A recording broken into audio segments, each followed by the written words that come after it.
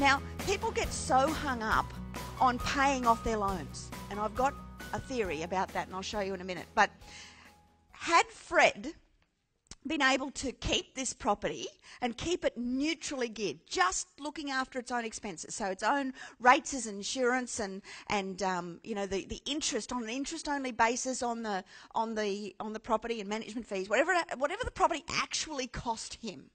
Okay, if he had enough money coming in from rent to do that, today, had he not sold it, he would have $1 million property with an $11,000 mortgage on it.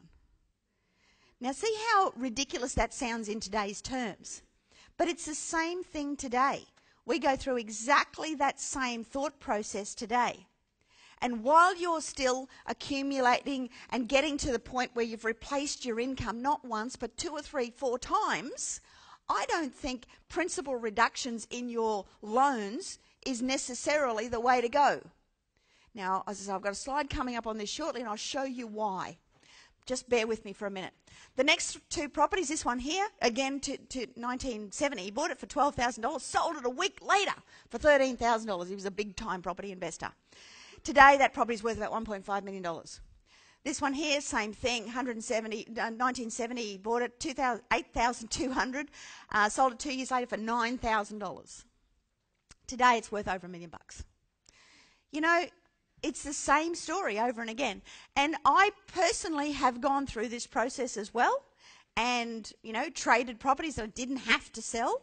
Fortunately, it didn't take me 40 years to wake up to the mistake. And it doesn't take you that long either. You can learn from Fred's mistake.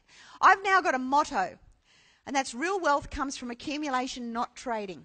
But the thing is, you can't accumulate properties or continue to accumulate properties if they give you a negative cash flow, because you cannot afford to service them. So the accumulation then needs to be with properties that are either just looking after themselves or properties that are positively geared. And if you want to fast-track your process, if you want to fast-track your accumulation of assets and get to that point where you've got income replacement, you're going to have to be considering having a big chunk of positive cash flow properties in your portfolio. Now, when we have a break after morning tea, I'll show you what and how to look for that. Okay, and it's not just the vanilla variety stuff that's out there in the marketplace, because that's all got that $40,000 to $60,000 worth of marketeering money in it.